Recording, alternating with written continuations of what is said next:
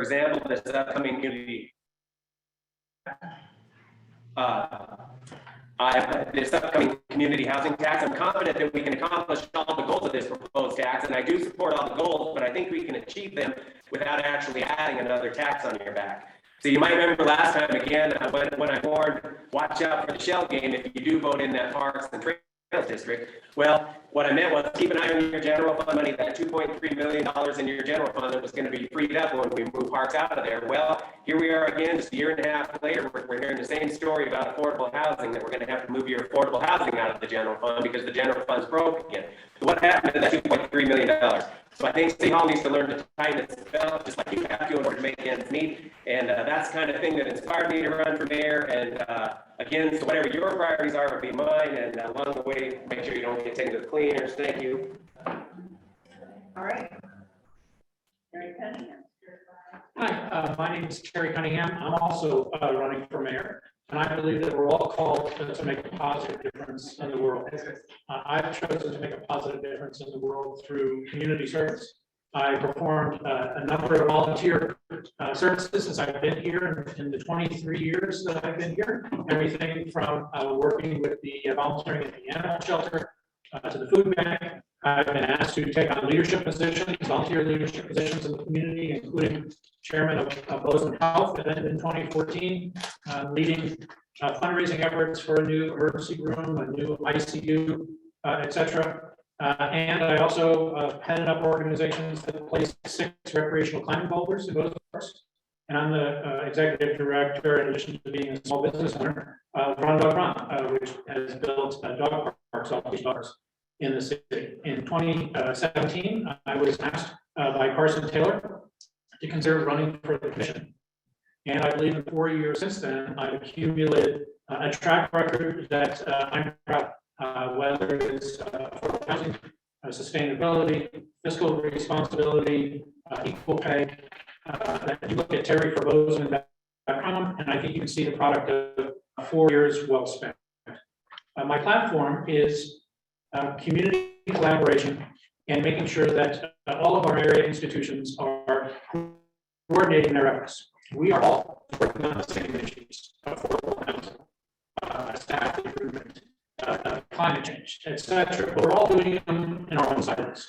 Only by collaborating can we get to the best and brightest, all of our resources pooled, and we can tackle these issues in a holistic, meaningful way. And I believe that I am uniquely qualified to be able to lead that effort to bring us together, because I have a great relationship with the county, etc. And so I'm Terry Cunningham. I'm running for mayor. Thanks. And Chris is now with us. Chris, the 2 minutes to introduce yourself. Perfect. So, hello. Sorry for the rush. I just got from an exam from MSU. My car here. But yes, hello, Bozeman. I'm Christopher. Like a master's student lecturer at MSU. If you know anything about my campaign, I was trying to sell 3,300 half-acre lots for $50,000 each to the individual, and I want to give people the opportunity to build their own American dream here in Bozeman. First, I want to say check out all my proposals on my website, bozeman.wordpress.com. It's .wordpress.com because I do not take any money from anyone. It's a completely free website. On my website, also includes proposals like bringing up school Bozeman. There's over 4 law schools in Montana, medical school. That's embarrassing. Also, making our own gasoline and diesel from CO2 pollution via carbon engineering. An amazing Canadian firm that I want to attract to the city, and I guarantee you they will headquarter in Bozeman upon elected mayor. I want to raise the minimum wage to $22 an hour. Terry talks about fair pay, but that hasn't done anything in terms of dollars per hour increasing. Also, for long-time homeowners and long-time residents, I want to readjust their income taxes and property taxes to their original rates and just adjust inflation. It's disgusting that taxes are for people to sell or to leave the city. I also want to ban Airbnb from the city. I also want to increase that rights, expand the HRDC dramatically. I also want to create a Bozeman Central Park, plus a pedestrian and bike path loop of 90, North 19th, or 7th, and the span between North 19th and 7th at Oak Street. I also want to redesign all of those traffic lights in North Oak Street and get all of them. What else do I want to do? Oh, this is a model also, as well as the amazing town of Blue Italy. They have an amazing bike path I'm running out of time, but in summary, I want to build Bozeman by Bozeman. I'm the most creative, energetic, passionate, innovative, youngest, and most progressive mayor candidate. And I still got endorse the Gallatin Valley Republican. I got that for one reason. I'm not left and I'm not right. I'm moving forward, Bozeman. I have $2 billion of proposals, and I'm fighting for the everyday Montana. Thank you very much. I'm gonna be uptight about the time. Yes, ma'am. Before you go, I need to move everybody in so people can hear you. So, And where's that? in this way. Yep. And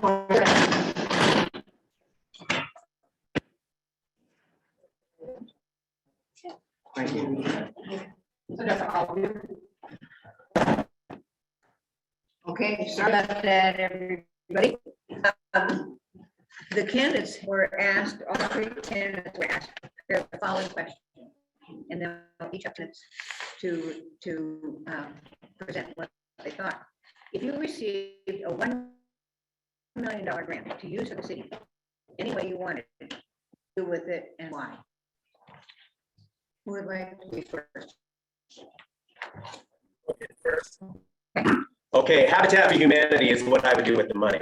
I would use this $1 million to buy as many vacant lots in Bozeman as possible and pay the impact fees and all the other development fees on each lot, so that Habitat for Humanity could then build as many affordable homes as possible for Bozeman.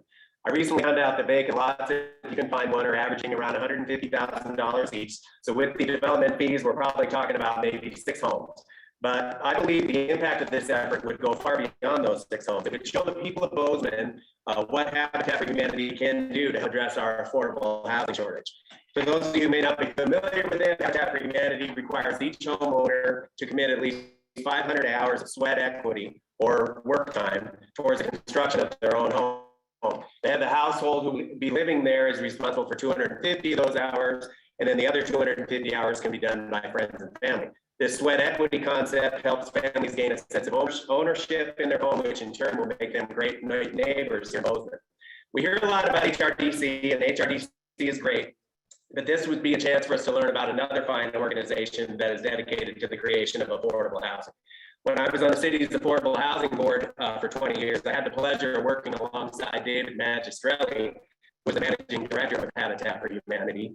And David is a stand-up guy, honest, a straight shooter, as fine a gentleman as you'll ever meet. And he always said that the cost of land was the biggest barrier preventing Habitat from helping with Bozeman's housing problem.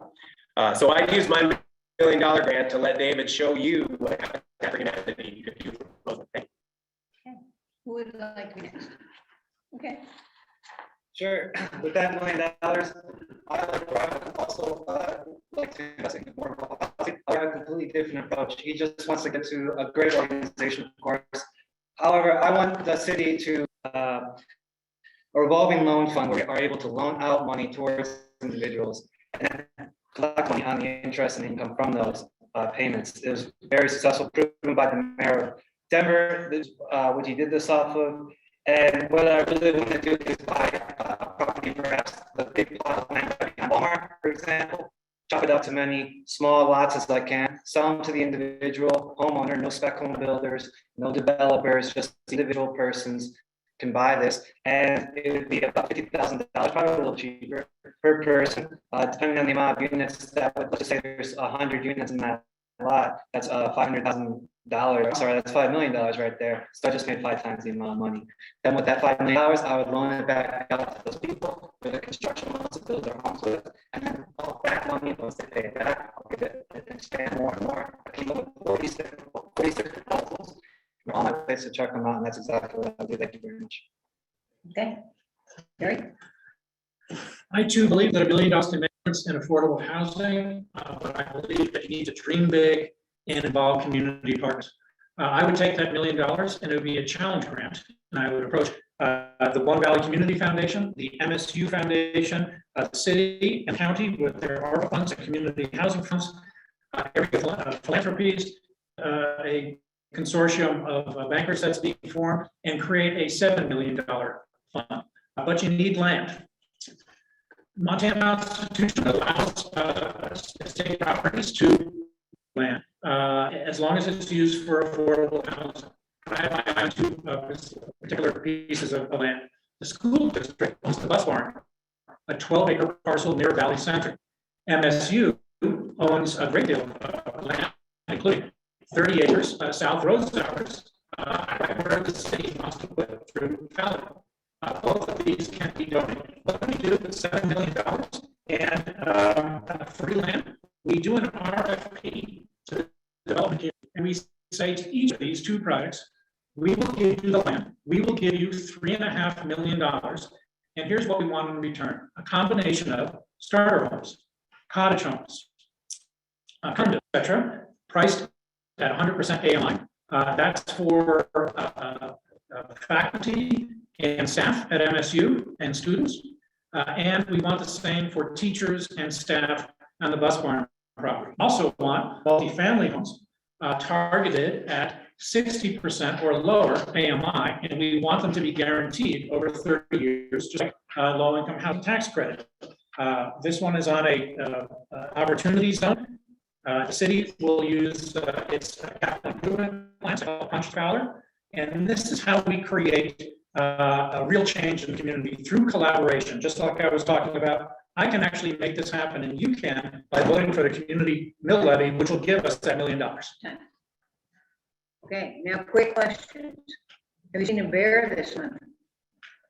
I was up at Highlight, and on 2 different occasions, a hiker said to me, "You just missed a bear, and it's a small bear." And I was wondering, was it the same bear or just a gaggle of bears? Okay. How about you? Have you seen a As bear? the person that has seen the damage that they're doing in our neighborhood, tipping over the garbage cans, my better half was nice enough this morning, even though she was rushing to where she stopped and helped an elderly lady pick up the trash that had been thrown all over the street. And you, Chris, have you seen a bear? No, I'm too busy on MSU to Okay. do anything. All right. And what's your favorite comfort food? Steak. And yours? Vanilla ice cream. And yours? Oh, it'd have to be probably chocolate sundae. Okay. So we have 2 ice cream freaks in the crowd. Okay, now we have questions that were in to that portion of the library earlier. And so are we getting questions in on the chat? Okay. Let me know when we do, okay? Here's the first one. Well, challenging times bring out the best and worst in leaders and community. How do you lead and help our community during the COVID-19 pandemic? Well, I haven't volunteered to go first. Yeah, But I and you will, get yeah. 90 seconds.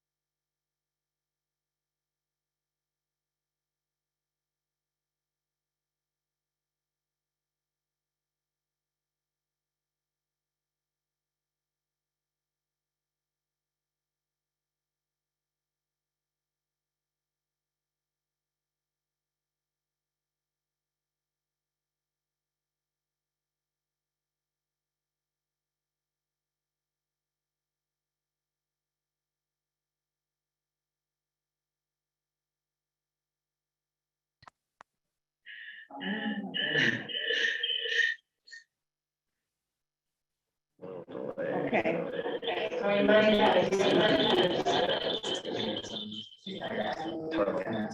I see Chris and Brian. Okay. Oh, I see myself. I don't see Terry.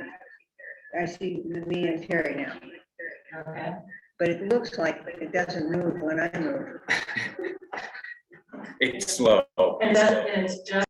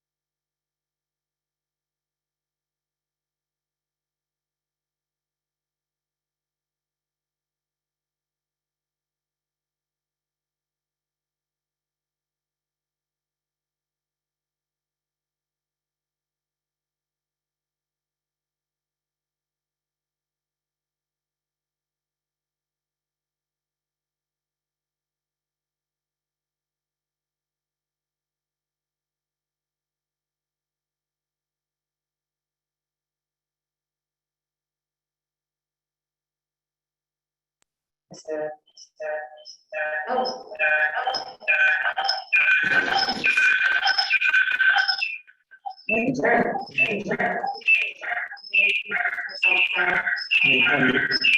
Just waiting for that.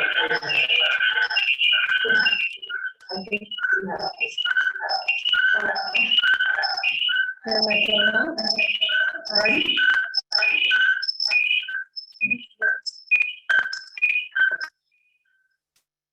I should. Unmute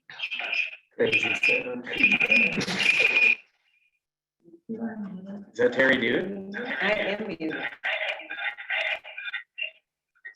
This is so trippy. Oh, up here.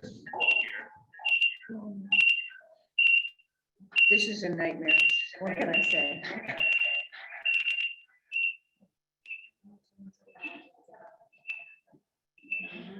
Yeah.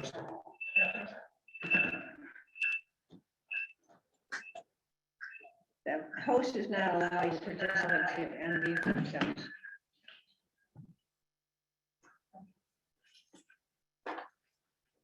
So I just say something that can run. A, B, C, D. I can hear it in my phone. Sweet. Turn your volume Down.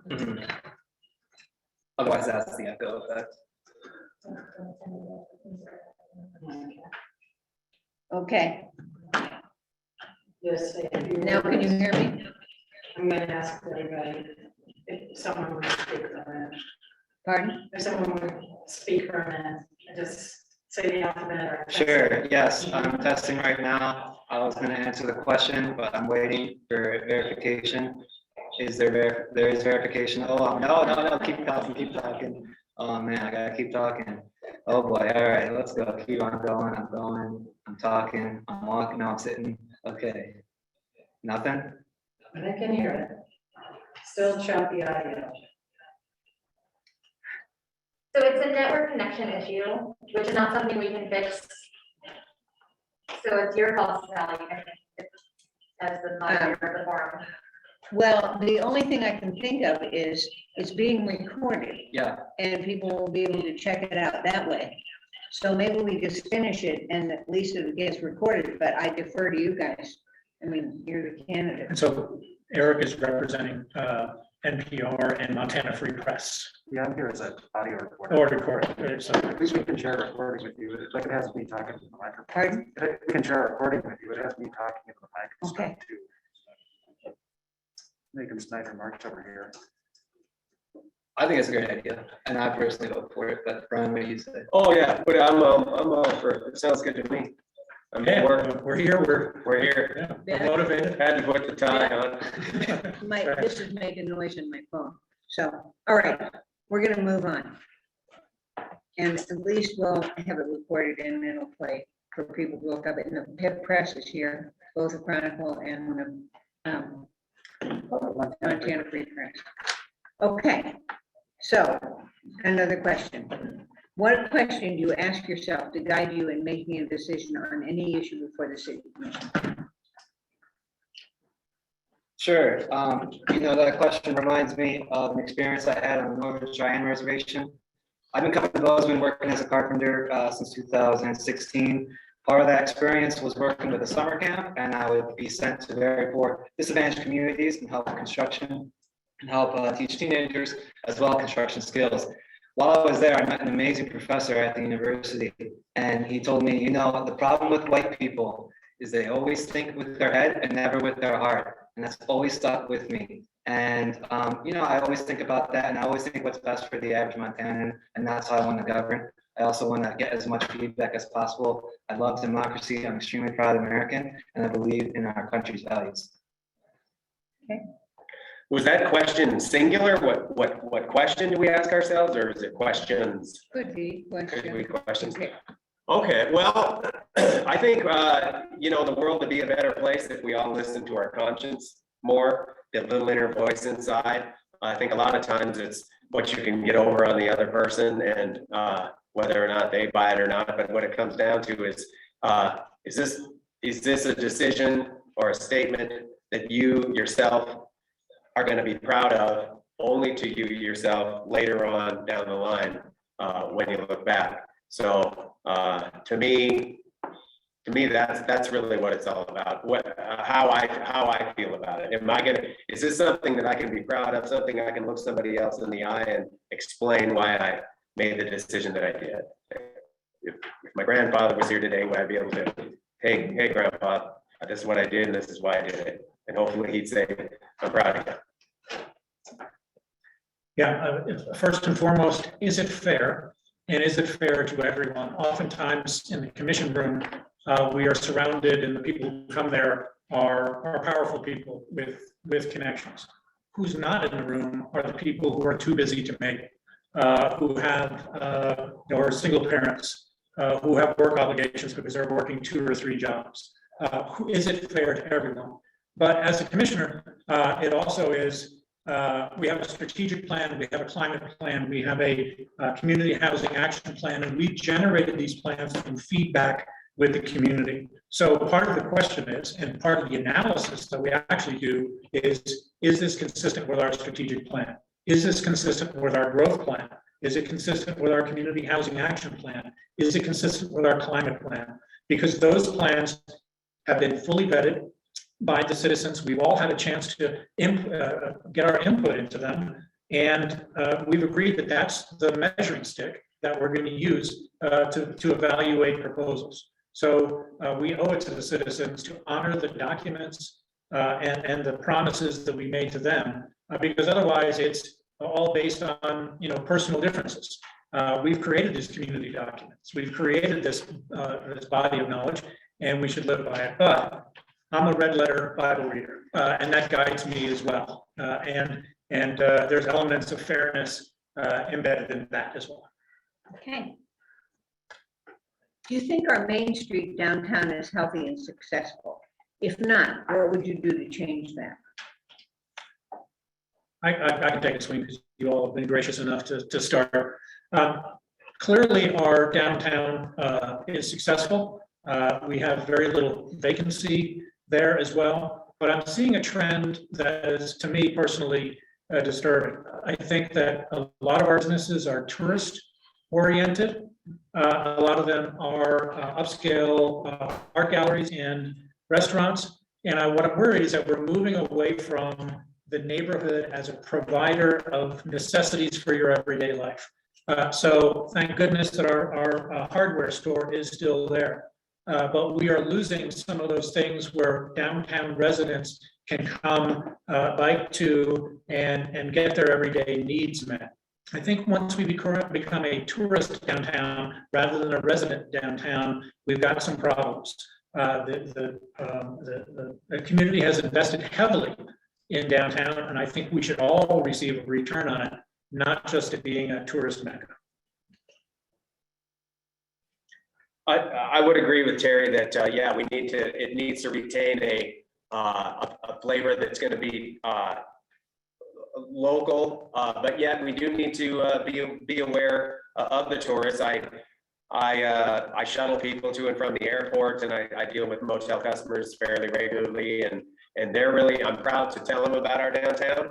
They love that it's walkable, all these different shops, but yeah, a lot of them are expensive. They're specialty type stores, and it's sad to see a place like Cactus Records no longer be able to afford the rent to be able to stay there. So yeah, I would echo Terry with Ace Hardware and Vargo's, and cards and music there, and Cactus Records, and all those different kinds of that different local flavor that we could retain down there. I think we should, as a city, we should somehow find a way to incentivize. In the economic development plan, we talk about economic gardening, which means we sort of are going to play favorites when it comes to our local businesses. And I'd really like to see us do whatever we can to hang on to the downtown before it, I don't think Cactus, it feels like it's slipping away a little bit with the exit of Cactus. So I think we got to nip that in the bud. No pun intended with last night's discussion about putting marijuana shops downtown. But anyway, that'd be my answer. Chris? Is downtown healthy, was the question? Yes, of course, downtown's healthy. There's so many jobs every business has a for hiring sign, it seems like. At night, you know, I go out with friends at night. I've never felt more safe in the city. I feel like really there's no threat towards my safety. Physically, I never feel like, you know, anything like that. So yes, that is successful. And yes, there are a lot of businesses, which is great. However, it needs a huge resurgence of affordable housing in downtown. And I came up with 11 parking garages that people make fun of me. Oh, a parking garage, right? I want to do 11 downtown, and on top of it, they'd all be underground, 2 to 3, 4 stories underground, and then they have 4 above ground floors of condos. That would be about supply about over 1,800 condos, and I would do them. I have the condos be finished in the half a home style, which is made famous by the architectural company Elemental. And Elemental just finishes their exterior of their buildings and leave their interiors, other units completely vacant. So it's really cheap to sell these lots. So then the homeowner can just finish their interiors. And that way the developer doesn't have to buy the kitchen, the bag, all that stuff. And so with that, I would probably be able to sell about 1,900 condo units to individuals, and that'd be about $150,000 each per unit. And that's what I would do to make it even more healthy. Thank you. If you could change one thing in our zoning code, what would it be and why? Sure, I would abolish the zoning department completely. It's not needed. It needs to, we need to allow people to grow. We're closer to 2050 than to 1990. We're exploding. We have so much opportunity. We are surrounded by so much land, and it's so sad when you drive from here to Livingston, you see all this opportunity, and then you drive in the middle, and then you drive in the morning to Walmart's parking lot and see over 20 people sleeping in their cars. Go by Target, they're just north of the post office. There's that street, an empty little development. All those people living in their trailers. It's disgusting. We can help these people. Okay, I know regarding last night's commission meeting, there was a great explanation given for why things are the way that they are. But I would like to make it so that the site plan does have to be presented before there's a zoning change. I mean, last night there was a zoning change requested from R3 lower density, not low density, but I mean to a higher density R4. But the developer hadn't told the landowner yet exactly what they were planning to do there. The speculation by the neighbors is that there's going to be high density, maybe multi-condo, multi-apartment type of building there. And they were saying, hey, we all bought in here with our expectation that it was going to be R3. We feel zoning is a promise and it's not adaptable. So don't worry. No, we don't even know what's going to happen there. And we keep hearing that time and time again. Oh, don't worry. This is just a phase. This is just a necessary step in the process. You'll have ample time to go ahead and comment on when the actual site plan comes forward and you see what's actually going to be there. So I would like to see the developer required to put the site plan right at when they make the zoning change request. Yeah, so my recommendation would be to totally redo the accessory dwelling unit code. Accessory dwelling units are essentially additions to a home, sometimes above a garage, sometimes an extra room, sometimes an extra building, but it allows folks who are landowners to be able to supplement their income and often stay in their home by having a rental unit. We had the Montana State University architectural department come and work with individual homeowners who volunteered and said, here, if I could build an ADU, an accessory dwelling unit, here's, I'd be a good candidate for that. And the students came in and they did renderings and everything like that, but the general feeling was your regulations are so onerous when it comes to size, 600 square foot maximum. Off-street parking, alley entrance, that is so onerous that it really, there's very few that can actually do it and do it well without getting a special variance. So I would, because there's so much, or there's so many single family homes that this gentle density of adding an accessory dwelling unit really could make a big leap forward in terms of being able to accommodate MSU students and retirees and relatives, et cetera. So redoing the ADU or accessory dwelling unit codes would be beneficial, I think. Do you feel there is waste in the city budget? If so, please cite specific areas where you would reduce funding. Okay, Yes, there's a tremendous amount of waste, especially when it comes to consultants. It seems like every single decision requires $140,000, $150,000 to consultant. Take, for example, how they hired an off-state Colorado firm to rewrite the code, which for affordable housing in order for it to be way easier. And hey, listen, I'm totally for that, of course. $140,000 though, how long is that code? Why are we paying these guys this much money? Another big project that got passed this early June was $75,000 additional dollars to the $50,000 that this firm got for parking fee due diligence, despite having $50,000 on that budget of legal fees. So they just hide all these little things. That's a death by 1,000 paper cuts when it comes to out of state and just regular consultants. They're a complete waste. In order to rewrite the code, we just couldn't hire a bunch of local guys, give them $1,000 for the day or two, or however long it has to take, and just have a roundtable and really talk to the developers and builders that have actually building in this community, rather than hiring a Colorado firm and giving them $140,000. That's insane to me. Thank you. Well, and I know I've been a little critical of City Hall, and I've talked about fiscal responsibility, and now waste per se, I don't know that I can really, point to something and say that this is wasteful.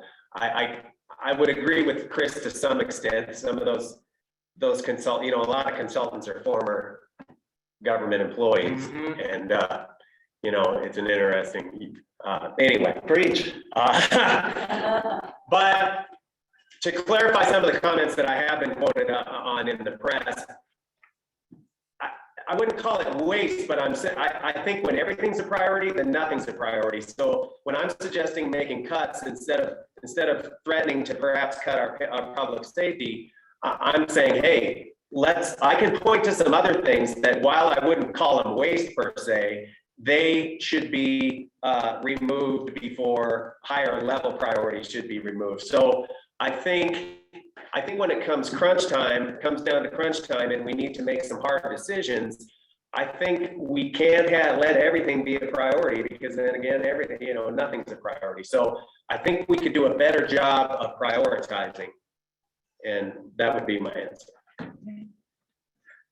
Yeah, in the area of consultants, I do worry that the knee-jerk reaction is to move to consultants right away, as opposed to seeing if we have the expertise in-house, and then allowing that expertise, the time and the space to flourish. We have talented people in the city, and they're burned out. They are pushed to the limit, et cetera. So I think the natural knee-jerk reaction is, we're full up, we need to hire outside talent.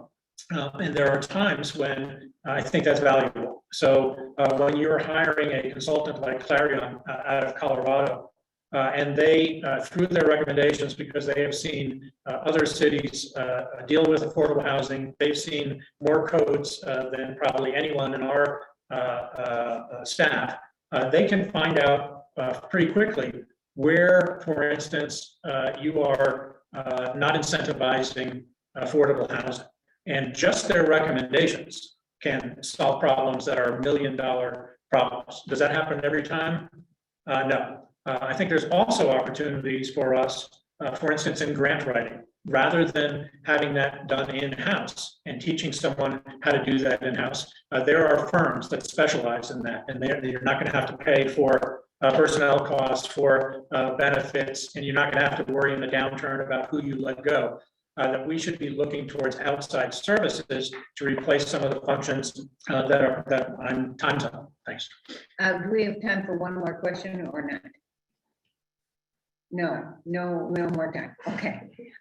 So each of you gets 2 minutes to make your last pitch. Oh, yeah, we were going, Colleen. No. Okay. Did I go first before? Should I go first now on this? There's some symmetry in Some that. symmetry. Yeah. Okay. All right, well, thank you. Thank you for this evening. And again, I'm Brian Lemires, and I'm not here because I want to be a politician. I'm here because I think our city government can be better. And that's really what I'm all about, better government. I want the government in the town where I live to be the best that it can be. Better government to me means doing a better job of listening to you, doing a better job of managing your tax money, working hard to keep your costs down so that nobody else gets taxed out of Bozeman. It means keeping you safe by making sure that your police department remains fully funded. And all of the issues that are important to you are important to me. And there's nothing more important to me than democracy and the will of the people. And I will tackle your issues head on. But in doing that, I also promise to stand up on your behalf and to question the answers, which means I will not be a rubber stamp for City Hall. I will add efficiency, transparency, and common sense to the process. I will make sure that your voice is heard. I will make sure that you get the best bang for the buck. And I will make sure that you are in the driver's seat as we grow and move forward. You can read more about me on my website, lemires.com, or feel free to give me a call. So thank you. I will listen to you, and I will put you back in charge. And please don't forget to vote. Thank you. Who's next? Thanks. When you decide to campaign, there's different ways of doing it. What I've elected to do is to ask the community for support. And they have supported me in a lot of different ways. They have helped me knock on doors. They've written letters to the editor.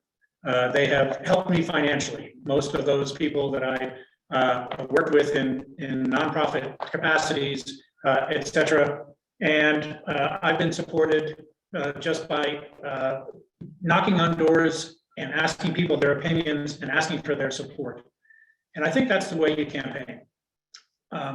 There's other ways of campaigning. So when I look behind me, I see hundreds of supporters who have helped me along the way, and I'm so grateful for them. And I think that's how you campaign. You don't buy a campaign, and you listen to the people who support you, and you ask for their support. You look behind you, and if there's no followers, you're not a leader. And I'm really grateful for the followers and the people who are supporting me. It's been a great, great journey. And I'm very blessed to receive the level of support and the level of trust that the community is giving me. And again, please vote. Okay. Bozeman, how ironic how you can't buy a campaign. It was a quote when you're spending over $23,000 on the campaign, which Sherry is doing on house floats, or I'm sorry, potato floats and house signs, right? It's ridiculous. I've taken $0 from anyone, never will. I'm for the people. I am so sick and tired of the establishment politics of nothing getting done, and then getting one project done, and then point to that project and say, oh, no, we did it, we care. We got that thing done. Give me a break. I'm just so fed up. And that's why I ran for mayor, because I was so disappointed in my representation. So if you want the establishment pick, please vote for Terry. Then you got two other candidates, me and Brian. Brian's a really nice person. I like him a lot. He's always smiling, always laughing. He's a great guy. Unfortunately, Brian's lost already twice in this election. What's the definition of insanity? Trying the same thing over and over again, not changing anything. What's the definition of insanity? Trying the same. What's the definition? You see what I'm saying, Bozeman? Please realize that you have me as an option, and what I'm running on is absolute local democracy. I'm running on 46 affordable housing projects. I want to do huge road infrastructure upgrades. I want to do 11 city-owned parking garages that become condo units above them. I want to upgrade our homeless shelter.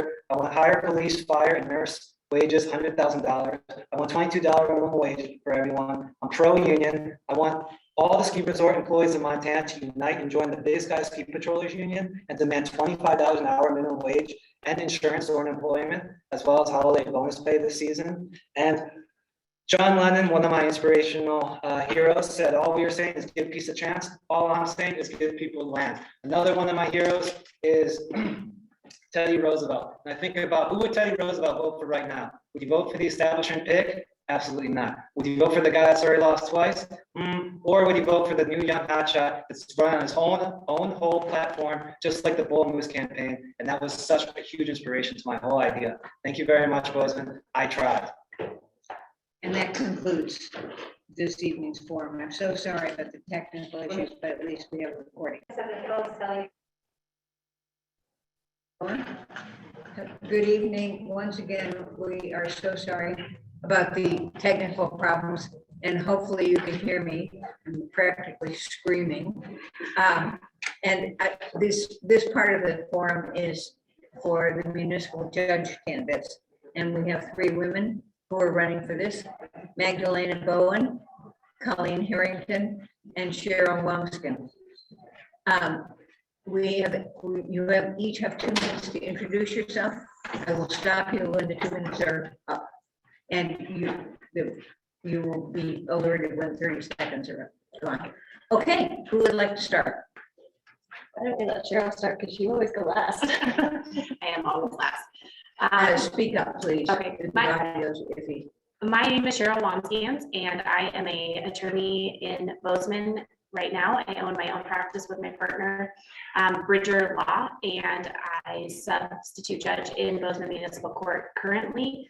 I have been a lawyer in Bozeman since 2012, and have worked in this community far before that as well.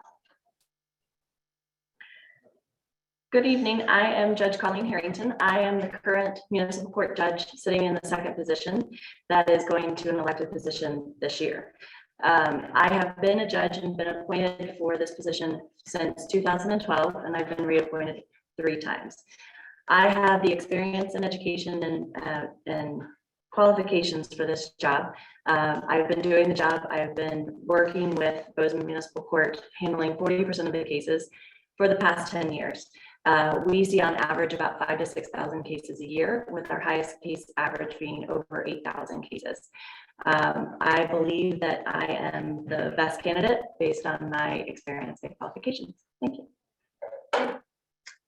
I'm Magdalena Bowen, and I am so pleased to be here with the League of Women Voters tonight. You have inspired me since I was a child. I followed Dorothy Eck and Dorothy Bradley and the long history of educating our voters about the important issues that are here. And I'm here tonight with my daughter. And what is so amazing about this election, we have not had a contested judge election for decades, is that we have 3 women who are all vying for this very important position for our community. I have grown up in this community, and I have practiced law in this community for the last 25 years. And part of the community interface is really important to me, and community safety is important to me. Access to justice is there. I presently hold a position I've held for 11 years with the district court, where I've adjudicated thousands of cases regarding families and important issues.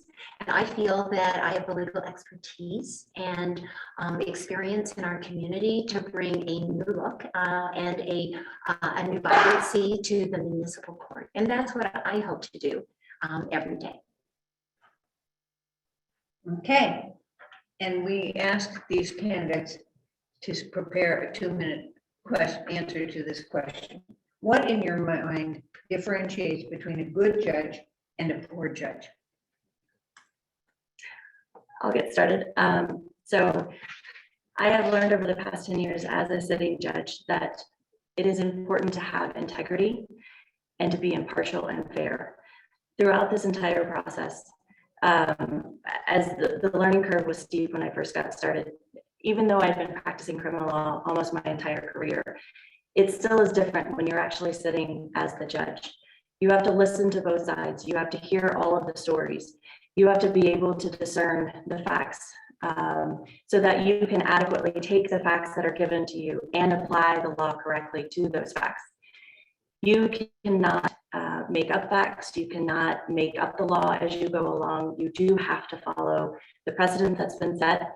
I have worked collaboratively with Judge Carl Seal, who is the he is the elected municipal court judge currently, and my position would be the 2nd elected judge.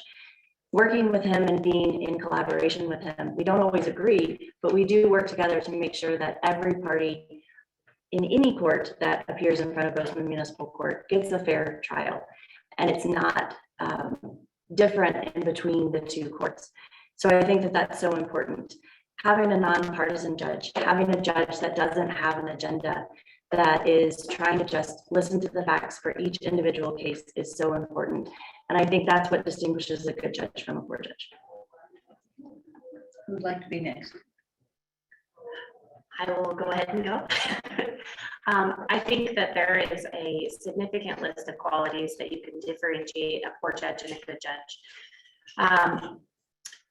I think that a good judge has a fair tone, a right temperament, integrity, compassion, a high amount of emotional intelligence, which allows you to listen to both sides, meaningfully engage the defendants, the victims and prosecutors, defense attorneys, jurors, all members of the community that you come in contact with.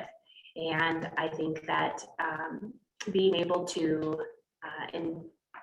put into place your experience and your knowledge and support the rule of law as it is and apply all of those particular qualities that I believe that I carry in my practice, experiences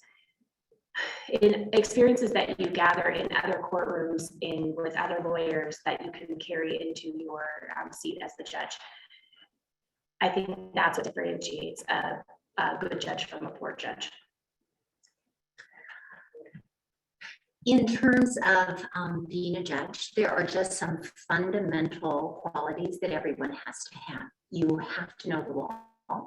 You have to be fair. You have to be impartial. And you have to have integrity.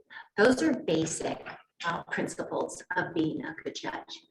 But what I feel being a good judge versus a poor judge is the ability to go into a courtroom every day, like I have for the last 11 years, and listen to both parties, whether they're represented by legal counsel, someone like Cheryl, who's so competent, and her partner, versus those who have to come and represent themselves, who are unfamiliar with the legal process, and educating those people and treating them with respect and with fairness is a very important part of what I bring to being a good judge.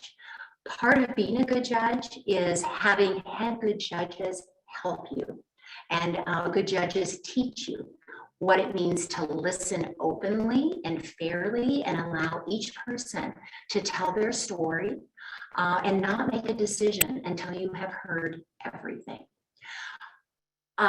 In terms of a poor judge is one who is not committed to the rule of law, who allows emotion to dictate their decisions, and who is not able to substantiate and to explain why they've reached the decision they have. And that's why I feel that being a good judge and having that for our community is so critical in what we do every day.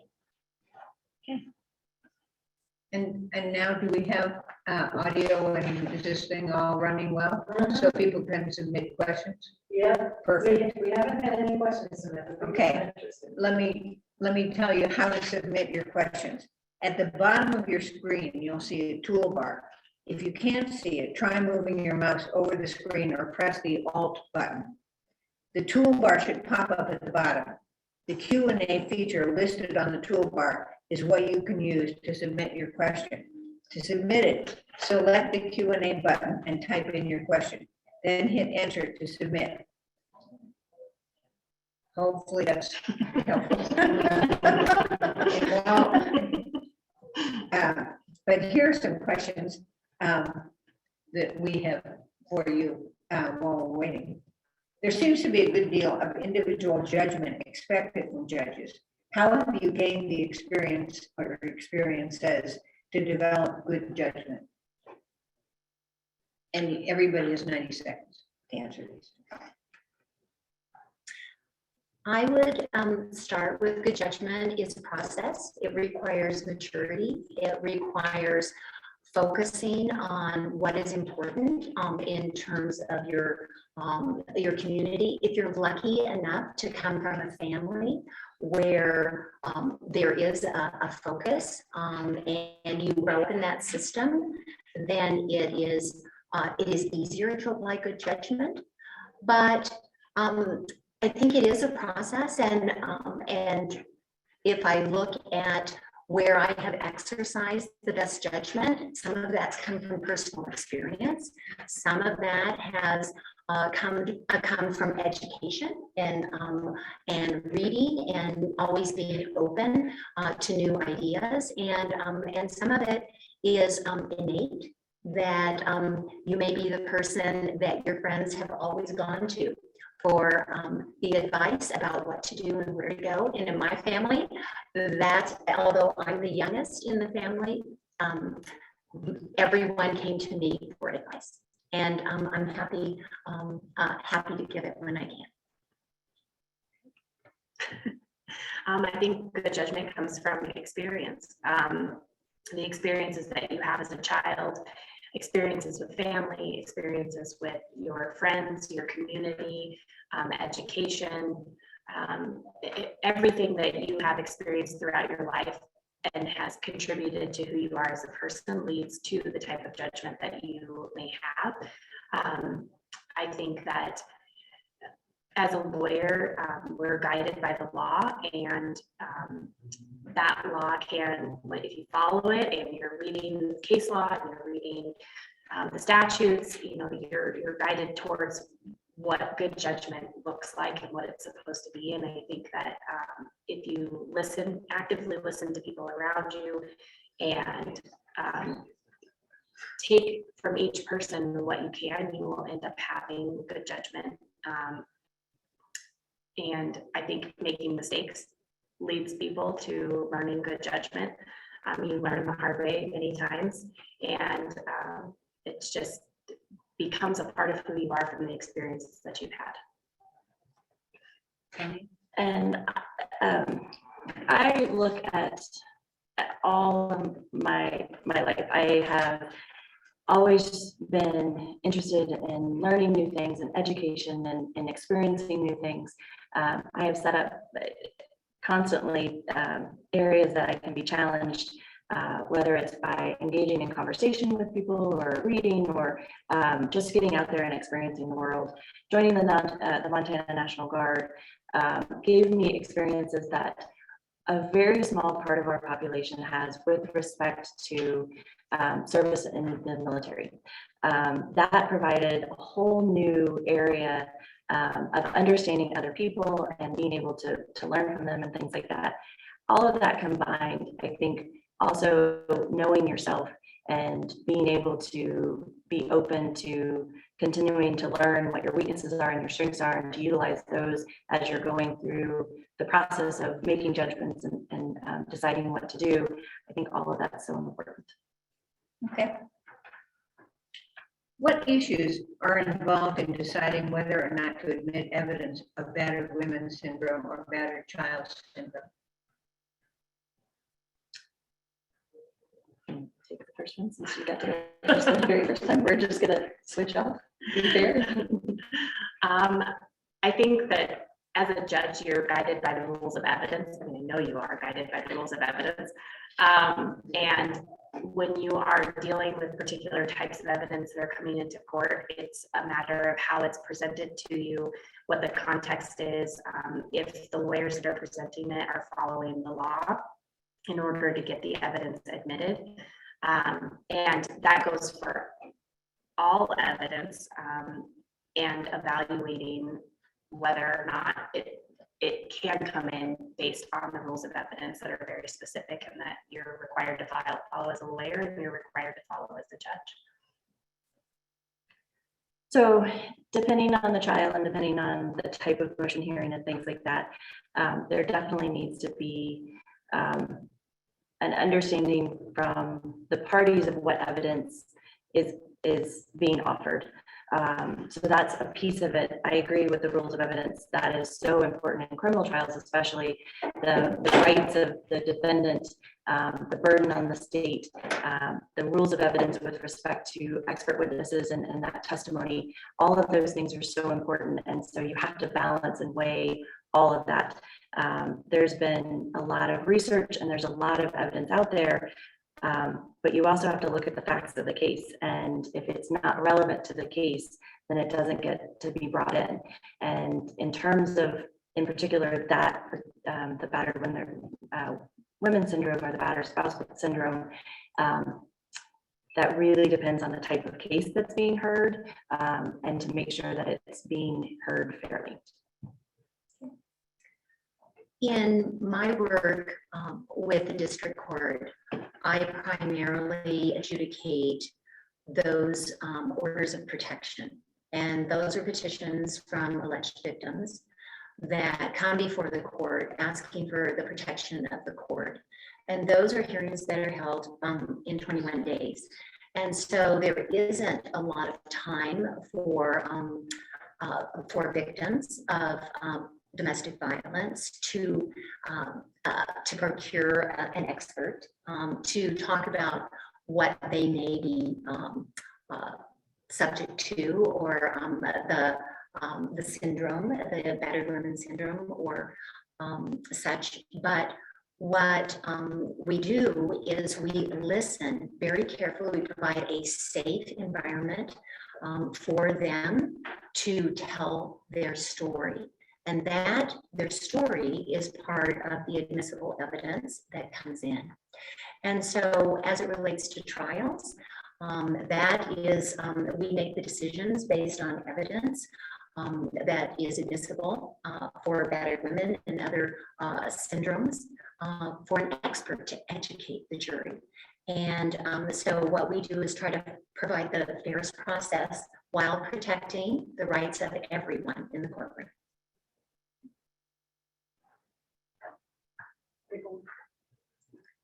What do you believe to be the root causes for the high numbers of juvenile offenders? And what changes can the court system make to reduce these numbers? I'll go first on this one. So municipal court does see certain types of cases where a juvenile would be involved. Traffic, a lot of the misdemeanors or a lot of the charges for a juvenile go into a separate court called youth court. So we handle some of the minor traffic offenses and things like that. When you've got a situation where you've got a minor that's getting into trouble, for example, a tobacco charge, which we would be able to see in municipal court, things like that, they're on that process and they're on that road of potentially making greater mistakes. And so it's so important that when they appear in front of you, they understand their actions. I have always tried to make sure that they understand they're the ones that are responsible for the consequences of their actions. Their parent or guardian is usually has to be with them because they're underage to appear. But it's one of those things that we don't, as municipal court, don't get to attempt to create a system where we can affect that much of juvenile offenders just based on the jurisdictional issue. But when we do have them for the minor traffic offenses or for the minor possession charges, then that's where we do get to have a chance to make an impact in their life. And I think talking to them, showing them respect, listening to them, but also helping them understand what those consequences are is so important. I have worked with Dave Wysocki, who is part of heading the juvenile department for our county. And their approach has been very much to focus on what they call ACE. Their ACE is the adverse childhood experiences, and to try to provide support for those young people who find themselves in the juvenile justice system. And it has been enormously successful here in our county versus other counties who have much greater numbers involved in their juvenile system. So the approach that's used, that's evidence-based, by our present juvenile system is working. And that's the same kind of understanding and the same kind of approach that the municipal court can take for those first-time offenders or those with misdemeanor offenses. Understanding that life is a process of oftentimes learning from your mistakes and having second chances. So in terms of what we're doing in our community, we're doing some really good things, and we hope to continue doing this. I had the opportunity when I was in college at MSU here to work. I interned with a juvenile defense attorney, and we specifically focused on juvenile cases. I've also worked with Big Brothers and Big Sisters of Big Sky Country now. It used to be of Gallatin County. And I've had it as a sub-judge seen the youth that have come in with the misdemeanor possession charges or the tobacco charges. I did represented juveniles as well in my practice. And I think the biggest thing is making sure that they're heard and making sure that they are meaningfully engaging in their in the process of the justice system, so that they can learn from what their the experiences that they're having. They can learn from the consequences of their actions, and that they know that there's somebody that they can talk to that cares and is not just there to punish and send them on their way. I think that's where you start seeing them coming back. And I think as a judge in any of the courts, you have the opportunity to have that compassion. This is a submitted question from the audience. Are there programs in the court system that could be improved to work more effectively, or new programs that might be useful to serve the public better? I'll jump in on that one because I've thought about this a lot, having had 30 years of experience in the legal system. We can do things better. And when I look at municipal court, I'm so excited for the possibility of how we can listen to the community and better meet the needs of those who are in the community. What I hear is courts that only work from 8 to 5 are very hard for people. Those who, whether they have childcare challenges or they have jobs that they can't leave and they need the income. So I have a program that I would like to look at called Access After 5, with the opportunity for there to be an adjudication or for people to be there. I also have ideas about what can we do that connect people who are involved in a potential circumstance where they can perform community service, and it's a community engagement program. Those are the things that I'd like to see, evidence-based programs that could work for our community, could better our community and keep our community safe and more responsive to the needs that we have. As a public defender, I encountered a program that has been used in our court system called the Virtual Project. And I believe that that particular project can be strengthened. I believe that it offers services that a lot of individuals could use, and that would help with engagement with mental health services particularly. I think that there needs to be stronger access to mental health services in Gallatin County in general, because a lot of our most vulnerable populations need that support and need those services.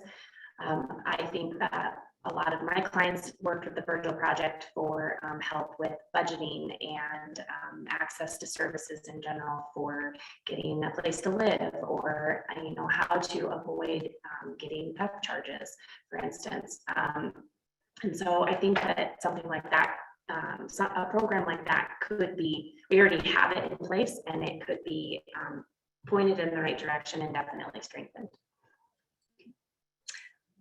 So being in the municipal court and working within the bounds of what a budget allows and what funding is out there and things like that, I have been able to start the Veteran Treatment Court. I applied for, with the help of a team, the federal grant for drug courts and treatment courts, and was able to get that.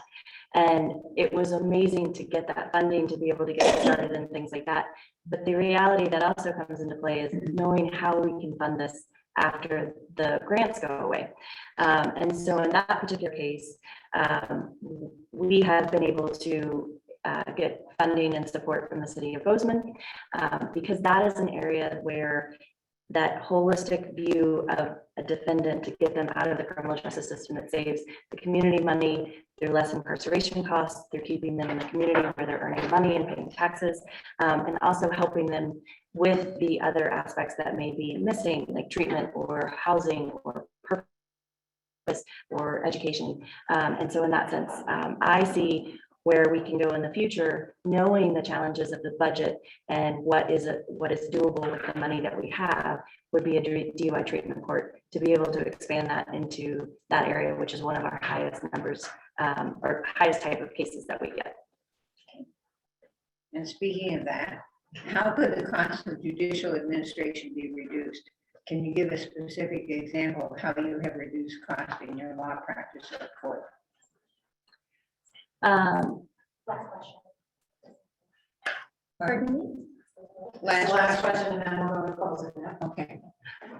So in terms of the court in the past 10 years, we as a court have always looked at judicial economy in terms of funding and things like that. The city has been great with supporting us, with providing us with the needs that we need and that we have. However, we have always attempted to keep our efficiency moving forward with the caseloads that we have. It is a lot of cases that we have to deal with on a regular basis. On the Veterans Court side, we've been able to keep those individuals in the community, reducing the incarceration costs for the individuals that were providing treatment or providing them the opportunity to be in the treatment court. So that is one area that we've definitely been able to reduce costs to the community wide, with giving some really successful stories of the graduates. But it also is just in terms of the efficiency of the court.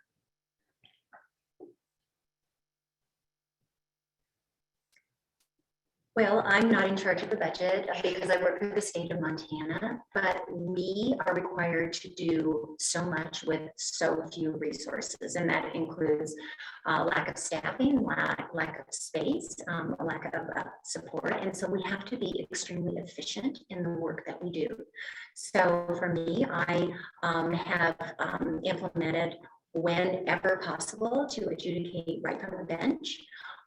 To give a decisive answer to a matter that comes before me, and that saves time for the attorneys who appear in front of me, for the parties who have a decision and a resolution, and that is one of the things that we've tried to do to be more efficient. Efficiency translates to lower costs for everyone in terms of our community. But part of what our budgetary process does and through the municipal court is to allow you to allocate monies to what you believe is important. And while I believe the Veterans Court is a great start, over the last 3 years, there have been 15 people who have graduated. And I believe that the scope should be larger and more expansive, and that resources should be expanded to meet greater needs. I also have not had to deal with the budget. As far as municipal court goes as a substitute judge, that is far beyond the scope of what I've done thus far. But I do own my own law practice. I also used to work for the Public Defender's Office, and so I understand the importance of efficiency. And I think efficiency is one of the #1 ways to cut costs, is to figure out where things can be processed more efficiently and effectively for the defendants, the defense attorneys, the prosecutors, the court clerks, and the judges themselves. And I learned how to process my cases as a public defender efficiently, because at the time when I was there, I had 180 cases to myself. And I think now they're well over 200 to 250, I believe. And so you learn how to make sure that everybody's getting the attention they need, the care that they need, and the services that they need, while addressing the importance of each individual case. Okay, and the time is tight. And so we ask each of you to do a 2-minute closing statement. I started, so you guys can go first. Oh, very good. This is an important race for our city. It is a unique opportunity to move into our new public safety center and start a new era with 2 full-time municipal court judges. And I am excited to implement the platform that I have that I am running on, which is access to justice, which is impartial and respectful treatment of everyone, and community safety. Those are factors that I think they resonate with me, and I believe that they're part of resonating with our community. I believe that I have the legal expertise and the energy to really make a difference for Bozeman, and I'm asking for your vote to be able to do that. Thank you.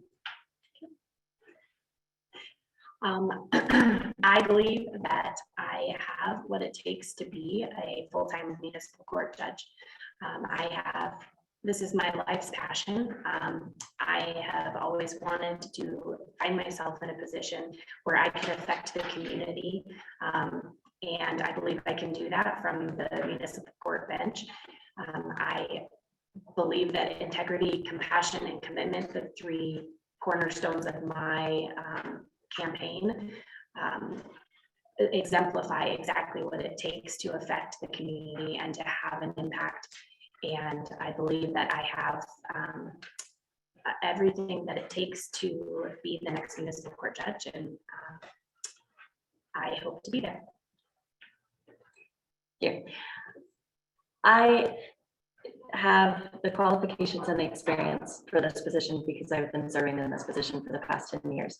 I have dedicated almost my entire law career to public service, through the public defender's office, through serving as a female officer with the JAG Corps when we had very few females to begin with, in the National Guard, and now as the judge.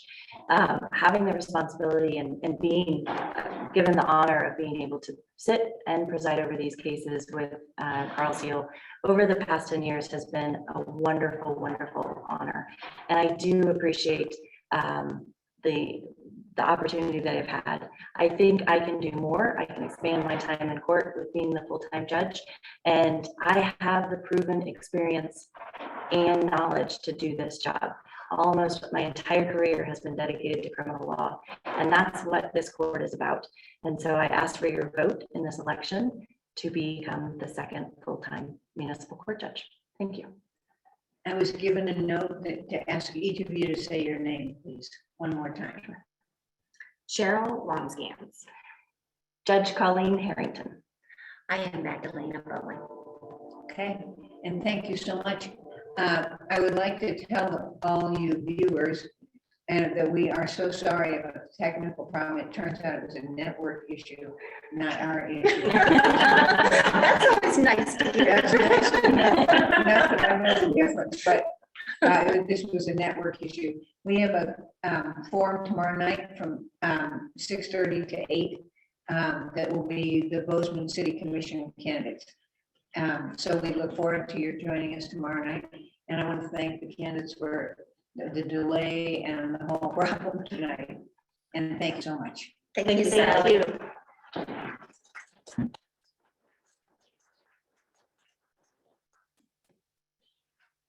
Yeah. You know what? This is like.